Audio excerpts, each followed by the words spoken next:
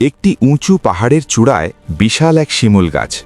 সেখানে বাসা বেঁধেছিল এক মা ঈগল। তার বাসায় ছিল দুটি ফুটফুটে ছোট ছানা। ছানা দুটি তখনও উড়তে শেখেনি, কেবল ডানা ঝাপটাতে শুরু করেছে। একদিন মা ঈগল খাবারের সন্ধানে দূরে চলে গেল। ছানা দুটি বাসায় একা বসে আকাশের মেঘ দেখছিল। ঠিক সেই সময় একটি বিষাক্ত কালো সাপ চুপি চুপি গাছের ওপর দিকে উঠতে শুরু করল। সাপটির লক্ষ্য ছিল ছানা দুটিকে শিকার করা। সাপটি যখন বাসার একদম কাছে পৌঁছে ফণা তুলল, ছানা দুটি ভয়ে কুঁকড়ে গেল। ঠিক সেই মুহূর্তে বাতাসের বেগে ফিরে এলো মা ঈগল। তার তীক্ষ্ণ নজর অনেক দূর থেকেই বিপদ টের পেয়েছিল। মা ঈগলটি আকাশ থেকে তীরের মতো ঝাঁপিয়ে পড়ল সাপের ওপর। সাপটি পালানোর চেষ্টা করল, কিন্তু ঈগলের ধারালো নখের হাত থেকে তার নিস্তার ছিল না।